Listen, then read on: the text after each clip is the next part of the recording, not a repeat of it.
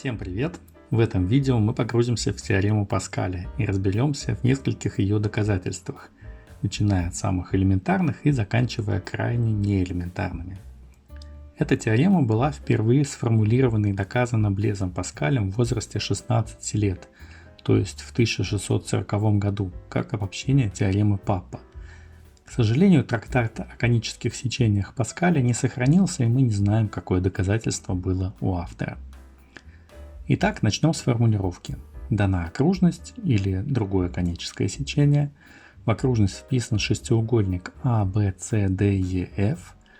Три точки пересечения X, Y и Z противоположных сторон этого шестиугольника лежат на одной прямой. Эта теорема остается верной и при некоторых вырождениях, например, когда пара вершин шестиугольника совпадает. В этом случае соответствующую хорду надо трактовать как касательную к окружности. Может быть и большее количество совпадающих пар вершин, и так можно получить довольно много разнообразных конфигураций. Еще одним вырождением служит случай параллельности пары противоположных сторон. Например, когда прямые АБ и ДЕ параллельны и точки X не существует, прямая YZ должна иметь то же самое направление. Подробнее о такого сорта вырождениях мы поговорим в одном из доказательств.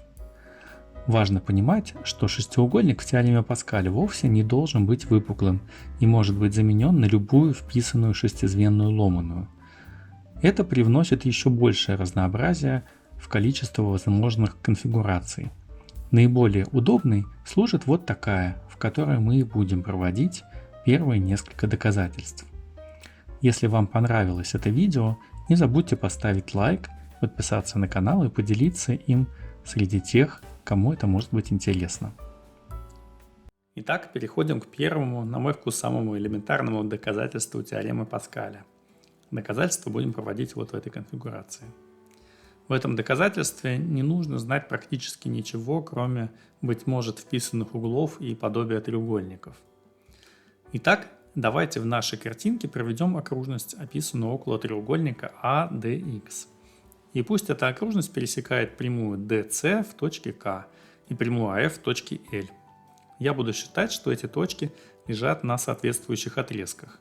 Все другие случаи разбираются аналогично или при помощи направленных углов.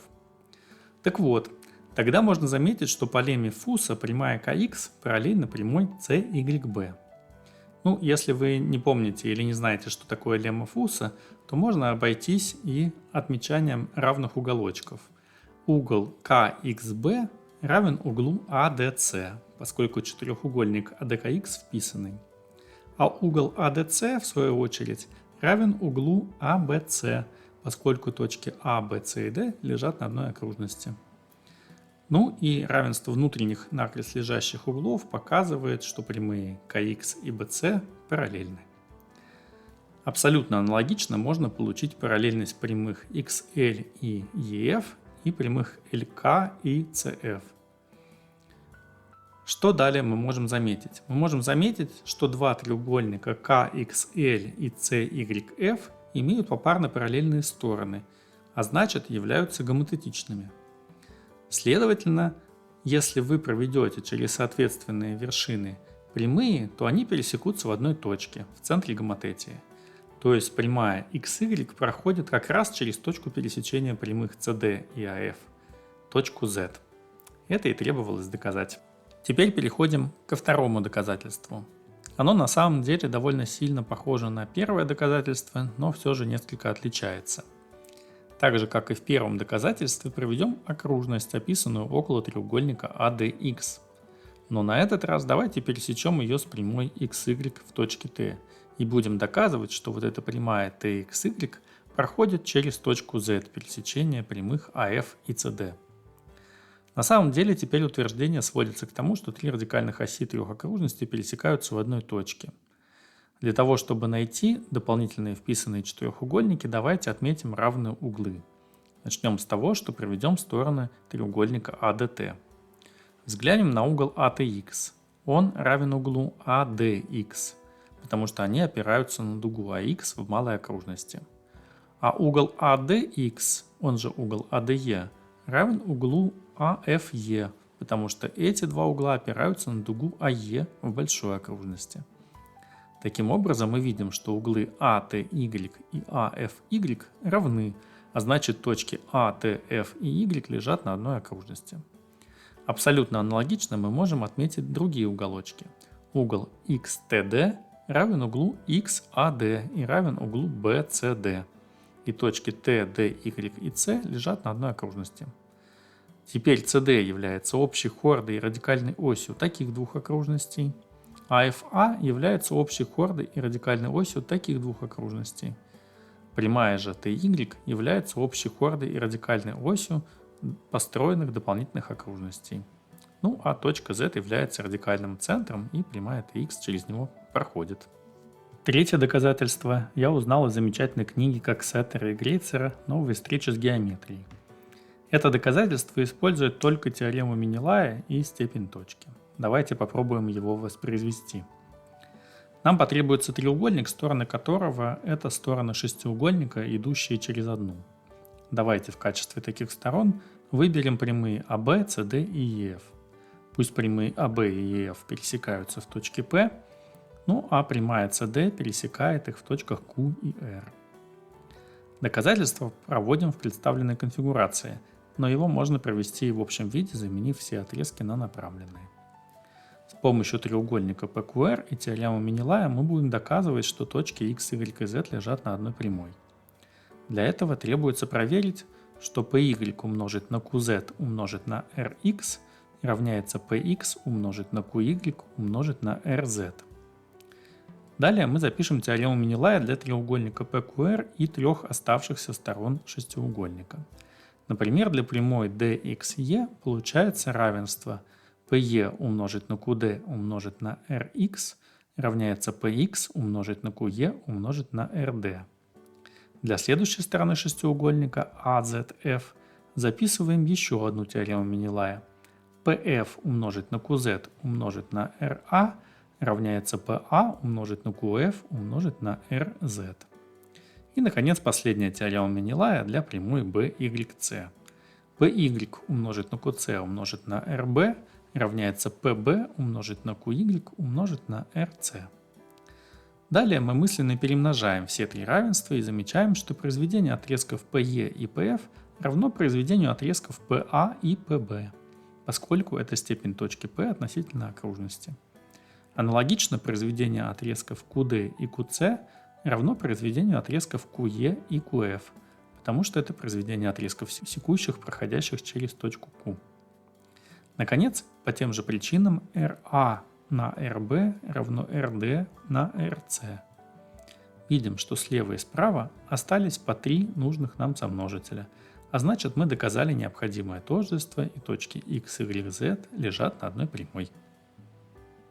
А теперь давайте немного отвлечемся от теоремы Паскаля. У меня для вас есть замечательная новость. В грядущем учебном году я буду вовлечен, по крайней мере, в два образовательных мероприятия. Первое – это МТ-кружки. Это онлайн-кружки по математике от очень-очень крутых преподавателей. Вы только посмотрите на них. Я буду вести геометрию в параллелях с 8 по 11 класс. И на сайте тут есть вся необходимая информация про каждый из кружков. Есть ссылки на телеграм-каналы. Можно задать вопрос и можно заполнить форму и начать заниматься. Ссылку на этот сайт вы найдете в описании к видео. И второе мероприятие. Второе мероприятие – это 3 невероятно крутых курса по геометрии от меня и Давида Бродского.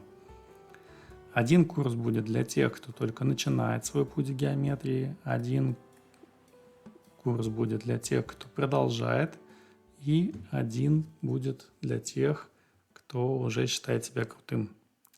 Помимо предзаписанных лекций, подборок задач, постоянного фидбэка от преподавателей, вас ожидают живые онлайн-разборы с преподавателем.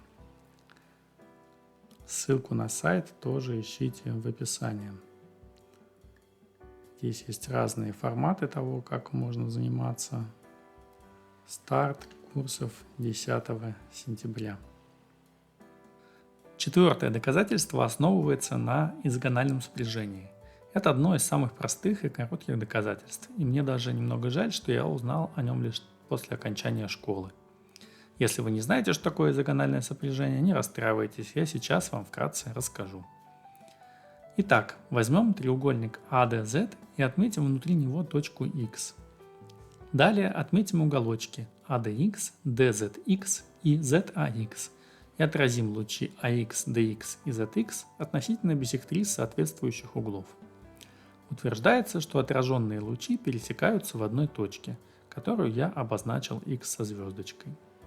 Именно она и называется изогонально сопряженной для точки X относительно треугольника ADZ. Почему же такая точка существует? Ответить на этот вопрос не так и сложно. Для этого отразим точку X относительно сторон треугольника и получим точки XA, XD и XZ. Заметим, что точка D равноудаленна от X, XA и XZ, и более того, в силу равенства синих углов, пунктирная прямая, выходящая из точки D, является ничем иным, как бисектрисой угла XZ, DXA. А поскольку треугольник равнобедренный, то она является и серединным перпендикуляром к отрезку XZXA. Абсолютно аналогично устанавливается, что два других пунктирных луча являются серединными перпендикулярами для отрезков XAXD и XZXD. Ну а три серединных перпендикуляра к сторонам треугольника, как известно, пересекаются в одной точке. И утверждение доказано. Как же нам поможет это изогональное сопряжение для доказательства теоремы Паскаля? А поможет оно нам вот как. Давайте рассмотрим треугольник, подобный треугольнику ADZ, но противоположно ориентированный. Назовем его, скажем, FZ'C.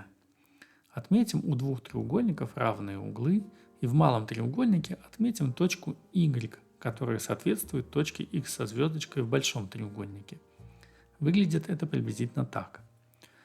Далее давайте совместим два треугольника ADZ и CFZ' вершинами Z и Z', так, чтобы соответственные углы в этих треугольниках оказались вертикальными. Тогда точки X, Z и Y по построению окажутся на одной прямой. Кроме того, мы можем заметить, что в силу конфигурации точки A, D, F и C лежат на одной окружности, а еще равенство углов ADX и CFY обеспечивает, что лучи DX и FY пересекаются на этой же окружности, скажем, в точке E. Лучи AX и CY по аналогичным соображениям пересекаются на окружности, скажем, в точке B. И вот мы видим уже очень знакомую нам конфигурацию шестизвенной ломаной, и точки X, Y и Z оказались на одной прямой. Как же нам из этого вывести теорему Паскаля? На самом деле все можно раскрутить в обратную сторону. Давайте начнем со стандартной для нас конфигурации. Приглядимся к треугольникам ADZ и ZFC. Эти треугольники очевидно подобные и противоположно ориентированные. Углы же ADX и CFY равны, поскольку опираются на одну дугу. Углы ZAX и FCY тоже равны. Следовательно, точки X и Y соответствуют изогонально сопряженным в двух этих подобных треугольниках.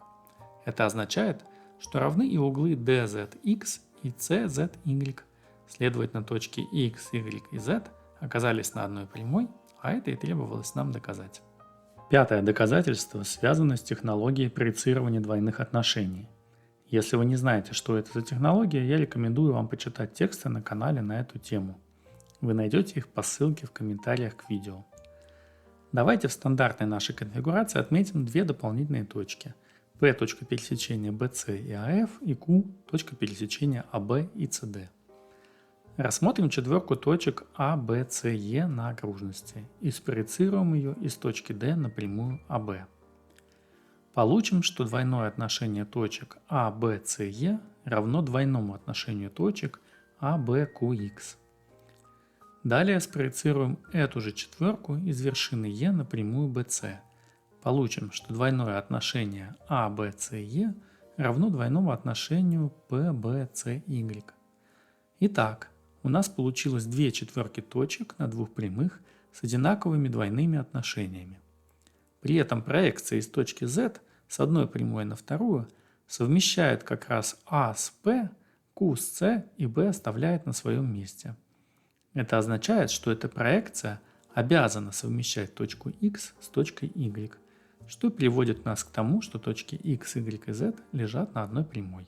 Шестое доказательство – это на самом деле доказательство не теоремы Паскаля, а ее двойственного аналога – теоремы Брианшона.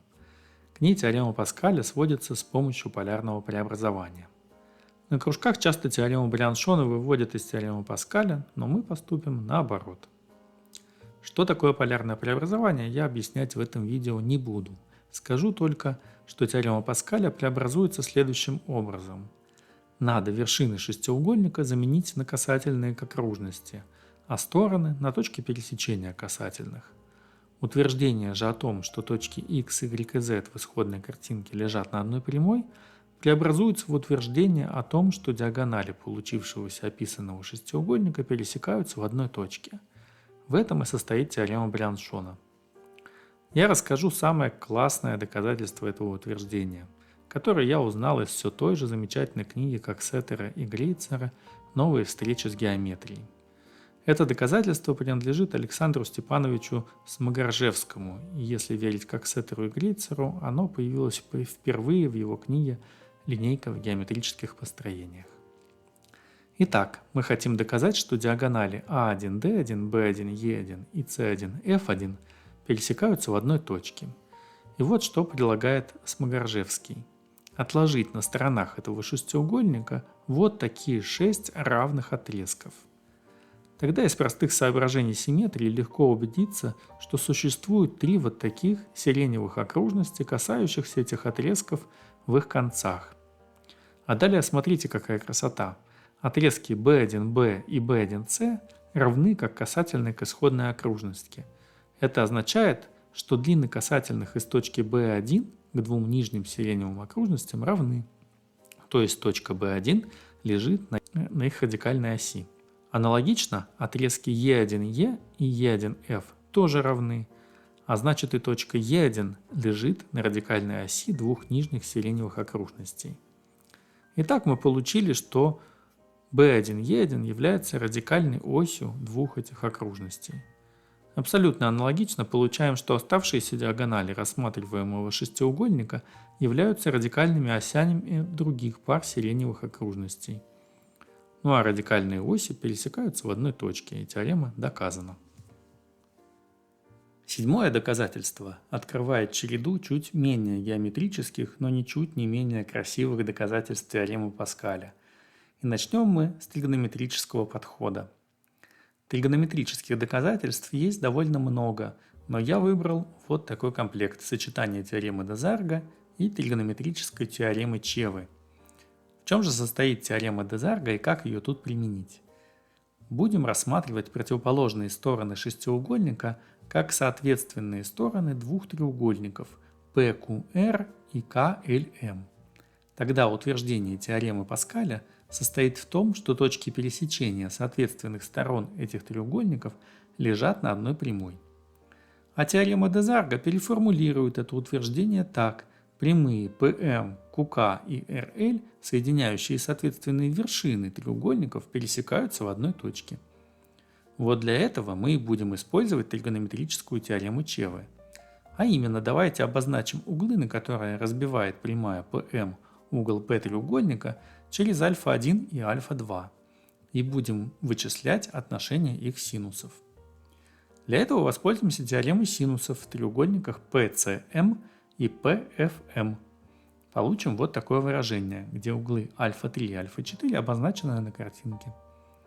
Отношение синус α3 к синусу α4 равно отношению хорд, на которое опираются эти углы, опять же по теореме синусов, то есть BD делить на EA. Отношение же отрезков CM и FM можно выразить, скажем, из подобных треугольников CME и FMD и заменить его на CE делить на DF.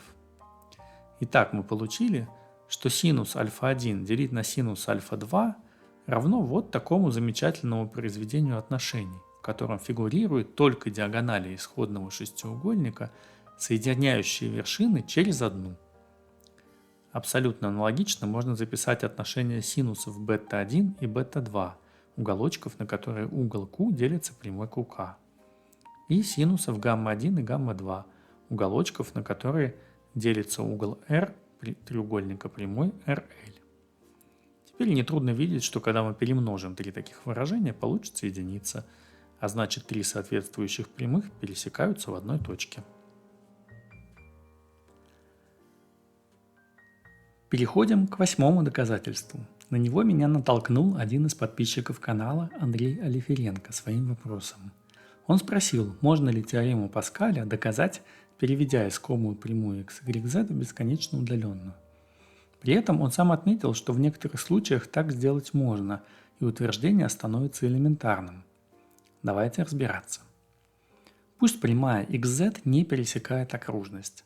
Тогда сделаем проективное преобразование, которое переводит эту прямую в бесконечно удаленную. При этом можно считать, что окружность осталась окружностью. Задача получится немного вырожденной, а именно, получится, что у нас есть вписанный шестиугольник ABC DEF, в котором прямые BA и DE параллельны, и прямые CD и AF параллельны, а требуется установить, что прямые BC и FE тоже параллельны.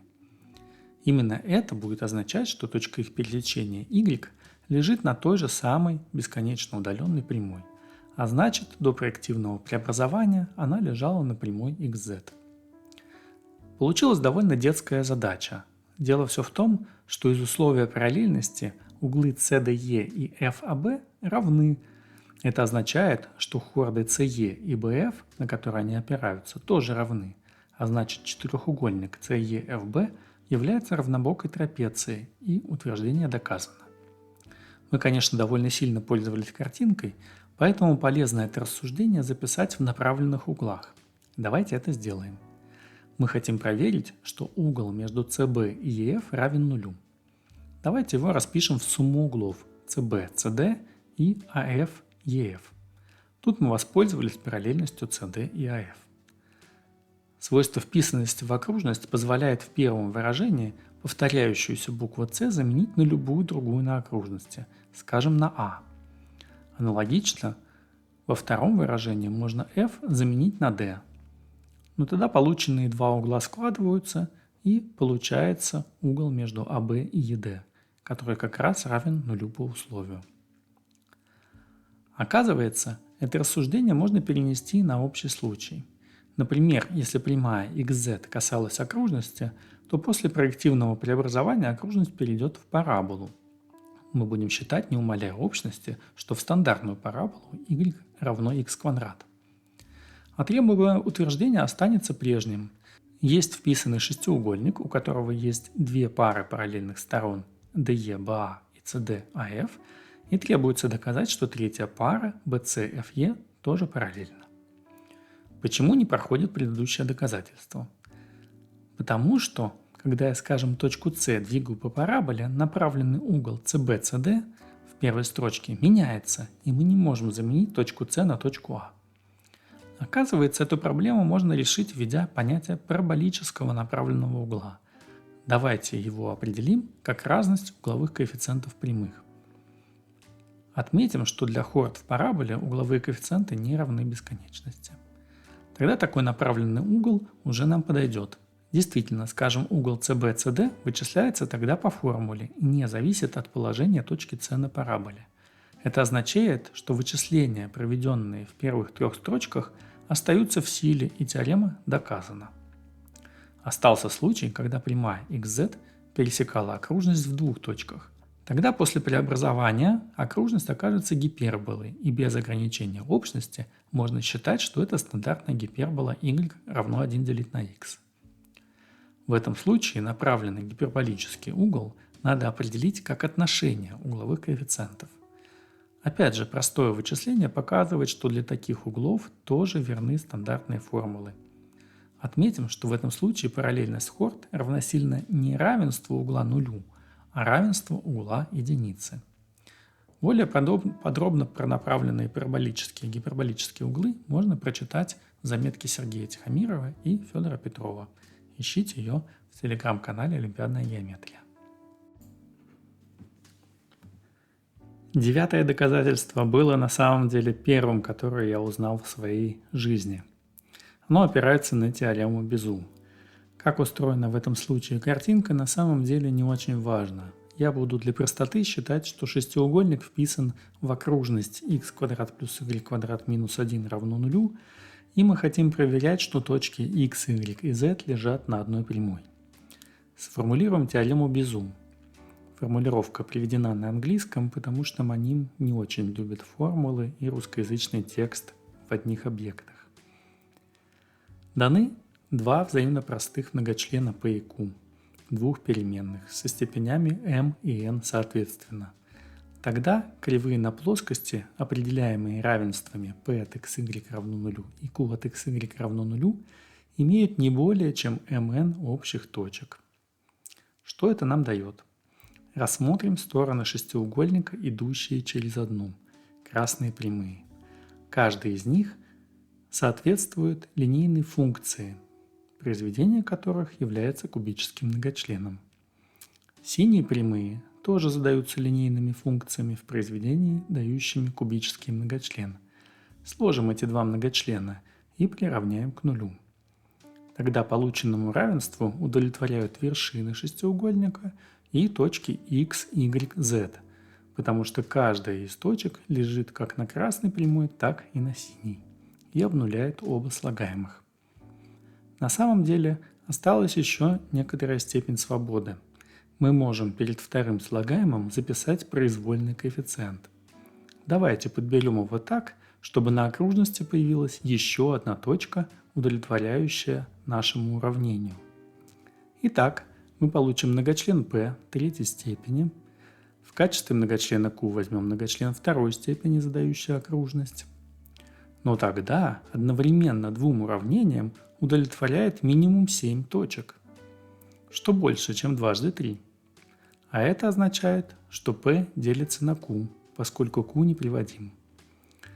То есть P равно Q умножить на L, где L многочлен первой степени. Осталось заметить, что p от x равно p от y равно p от z равно нулю, а q в этих точках не обнуляется. Значит, L обнуляется в точках x, y, z, а это и означает, что они лежат на одной прямой. Десятое доказательство идейно очень похоже на девятое и связано с теоремой, которая в русской Википедии называется теоремой Шаля, а в англоязычной теоремой Келли-Бахараха. Теоремой Шаля иногда называют частный случай, которым мы будем пользоваться, касающийся кубических кривых. Но, как мне показалось, в работе Шаля обсуждаются лишь коники.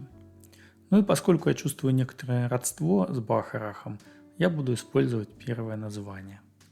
Итак, приступим. Предположим, что нам дана кубическая кривая на плоскости. Тогда вторая кубическая кривая по теореме Безу пересекает ее не более чем в 9 точках, если, конечно, у них нет общих компонентов. Так вот, теорема Келли-Бахараха для кубик утверждает, что если кривые пересеклись по 9 точкам, то любая кубика, проходящая через 8 из них, обязательно проходит через 9. Как из этого вывести теорему Паскаля? Рассмотрим 6 точек на квадратичной кривой, скажем, на окружности. Стороны шестиугольника через одну образуют первую кубику, состоящую из 3 прямых. Другая тройка сторон такого же сорта – вторая кубика. 9 точек в их пересечении – суть вершины шестиугольника и точки пересечения его противоположных сторон. Но тогда окружность с прямой, проходящей через 2 из этих точек, образует как раз кубику, проходящую через 8 из 9 точек пересечения. А значит, эта кубика проходит и через 9. Поскольку окружность через эту 9 точку проходить не может, то через нее проходит прямая.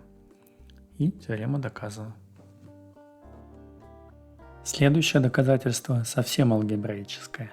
Его автором являются Стефанович и Милошевич, и оно было опубликовано только в 2010 году. В Википедии говорят, что это самое простое алгебраическое доказательство. Ну что ж, давайте посмотрим. Для меня оно сродни черной магии. Итак, мы начнем с того, что в координатах квадратичные кривые задаются вот такими квадратичными уравнениями. Но часто в таких задачах удобно смотреть не на обычные декартовые координаты, а на однородные, определенные с точностью до пропорциональности. В однородных координатах квадратичная кривая задается однородным квадратичным уравнением. Будем считать, что точки А, Б, С, Д, Е, Ф лежат на нашей кривой второго порядка и имеют соответствующие однородные координаты. Далее хотелось бы понять, как задаются прямые, соответствующие сторонам шестиугольника. В однородных координатах прямая задается однородным линейным уравнением и тем самым обретает свои собственные однородные координаты, тройку коэффициентов. Если мы хотим найти прямую, проходящую, скажем, через точки А и Б, то мы должны найти коэффициенты альфа, удовлетворяющие двум равенствам. Хорошо известно, что является решением такой системы. Это векторы, пропорциональные векторному произведению А на Б. Аналогично, если вы захотите пересечь две прямых альфа и бета, вам нужно взять их координаты и векторно перемножить. Таким образом, точка Х пересечения прямых АБ и ДЕ находится по формуле. Аналогично выражаются координаты точек Y и Z. Простое вычисление, раскрытие скобок, показывает, что выражение, которое получилось для точки X, может быть переписано следующим образом, где в квадратных скобках стоит определитель трех векторов. Меняя ролями точки, получаем и вторую часть формулы. А что нам нужно доказать? Нужно доказать, что точки x, y, z лежат на одной прямой, то есть определитель, составленный из x, y и z, равен нулю. Подставляя полученные формулы в этот определитель, обнаруживаем, что почти все слагаемые сокращаются, остается лишь 2, и требуется проверить равенство. Выглядит страшновато. Конечно, можно было бы проверить это равенство просто раскрытием скобок, но мы поступим иначе. Давайте точку f в этом выражении заменим на переменную точку u. То, что здесь написано, есть квадратичная функция от u, и она задает квадратичную кривую на плоскости. Но при подстановке вместо u любой из точек А, Б, С, Д, Е мы получим 0, потому что в каждом слагаемом образуется нулевой определитель. Однако через 5 точек проходит единственная коника. Значит, это уравнение ее и задает, и точка f тоже ему удовлетворяет.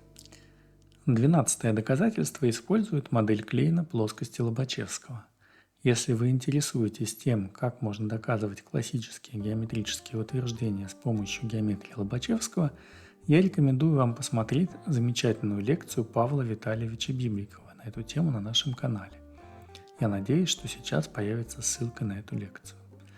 Я буду пользоваться некоторыми утверждениями без доказательства. По большей части они доказаны в упомянутой лекции. Мы будем доказывать теорему Паскаля вот в этой конфигурации, как наиболее соответствующей модели Клейна. Самое важное для нашего доказательства, что нужно знать про модель Клейна, это то, что в этой модели есть замечательные движения, которые являются аналогами центральных симметрий. Например, если вы хотите сделать центральную симметрию с центром в точке X, то для точек на абсолюте это преобразование очень простое. Нужно провести соответствующие хорды и сделать центральную проекцию с окружности на себя. Если же вы хотите понять, куда переходит некоторая точка К на хорде АД, то надо провести через К и X прямую до пересечения с хордой БЕ. Полученная точка М и является образом точки К при этой центральной симметрии. Пользуясь свойствами движения, получаем равенство углов. Отмечу, что это углы в плоскости Лобачевского, а не евклидовые углы. Теперь давайте будем считать, что прямая КМ – это не какая попала прямая, а прямая, проходящая через точку Y. Восстановим соответствующую часть картинки и продолжим прямую до пересечения с FC в точке L. Тогда мы можем рассмотреть еще и центральную симметрию с центром в точке Y. Она совмещает точки B с C, E с F и M с L. Ну и обеспечивает равенство еще пары углов. Нам бы хотелось проверить, что прямые CD и FA пересекаются на прямой XY. Давайте теперь сотрем все лишнее и оставим только вот эту картинку. Что мы видим? Видим, что отрезок KL с концами на двух сторонах AD и FC образует с ними одинаковый неевклидов угол. Давайте мы отметим неевклидовую середину z отрезка KL и сделаем симметрию с центром в точке z. Точки К и L меняются местами, а в силу равенства углов прямая CF меняется местами с прямой ДА.